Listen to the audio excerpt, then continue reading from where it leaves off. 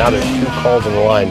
Probably won't get to both of them. We didn't get any calls about the so-called Ground Zero Mosque. Do we want to say something about that ourselves? Wow. Sure, you can hit it real quick while they're queuing this one up. I'll just say I thought that religion was dangerous and stupid on September 10, and I still thought so on September 12. And the only difference was that some planes full of Muslims had given me a really excellent example. And, of course, thousands of people died.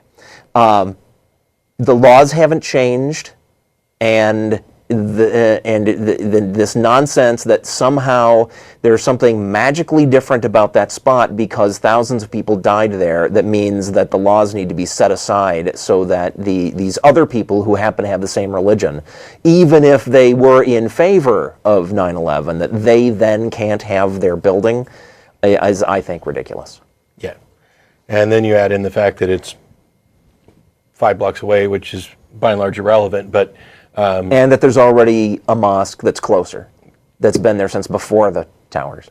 Whether or not it's in good taste, I don't care. I'm not convinced that it's not in good taste. Everybody I've heard talk about this, from Sam Harris on down, I think Pat Condell has gone over the top on this.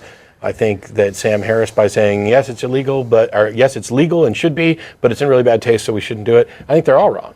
I think the fact of the matter is that we live in a diverse society where freedom of religion is one of the things that we cherish and protect, and that if a particular spot of land would allow a religious organization to build a facility on there of any type, whether it's a mosque or community center or a taco stand that brings in funds for their church, you have to allow any religion to do it. It's all or nothing. I think it is in bad taste, in the same sense that Denise believing that it's my choice that I'm going to be tortured forever is in bad taste, but you won't hear me saying that Denise's church can't have a building. Well, the question is, do you think it would be in bad taste to put any religious building there, or just Muslims?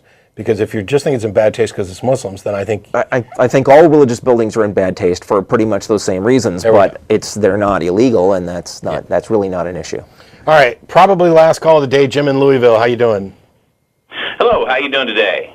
Pretty good. We only have a couple minutes. I'm sorry you called in towards the end of the show, so get to it quick. Well, basically, I heard you chatting about the mosque in New York, and the only point I have to make on that particular subject is, I agree that we do live in a country of religious freedom. That's all well and fine, but I think there's so much persecution towards the Christian faith right now because there's a Christian establishment there that has been held up with red tape, cannot get their building rebuilt after it was destroyed after 9/11, and yet this mosque can move forward. So I just really think that is totally wrong, that they're going to let the Christians be persecuted and allow these mosques to be pushed forward. Red tape equals persecution, Jim?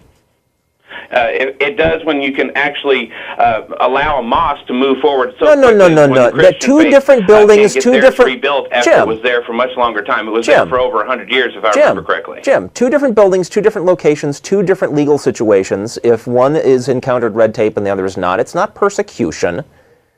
And it's not like, because we're letting the Muslims go ahead and build theirs, therefore we should ignore whatever legal red tape the Christian church has run into. Two different situations, and it's not persecution. That's ridiculous. Okay, well, let me pass another thing at you on this particular situation. Okay. How about the funding for this particular establishment? What about it? They're already talking about how they're going to take funding from any source, including overseas, and a lot of these funding sources are going to be terrorist organizations. So Should what? that be allowed?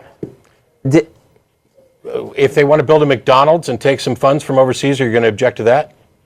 If it's from a terrorist organization, yes, sir, I would. If there are laws in place blocking funds from terrorist organizations entering the United States for any purpose, then those laws are in place, and those laws should be applied.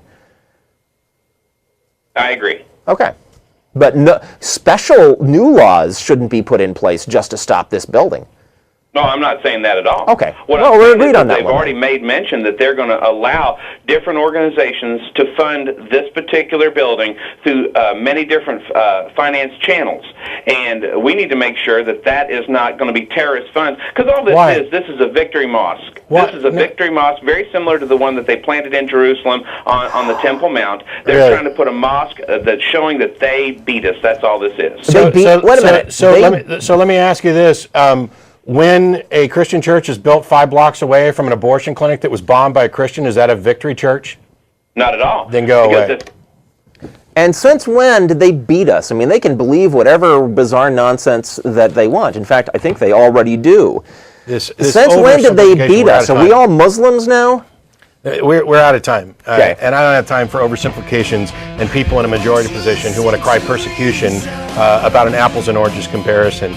I already gave you a list of the things that are coming up. Please stop by the website, www.atheist-community.org, for more information about things that are coming up. There's the crew. I don't know if their camera's working or not, but they're the ones who actually make this stuff work. So thanks a lot to everybody who called in, and we'll see you all next week. Feel free to drop by Threadgills. We'll be there shortly. Bye-bye.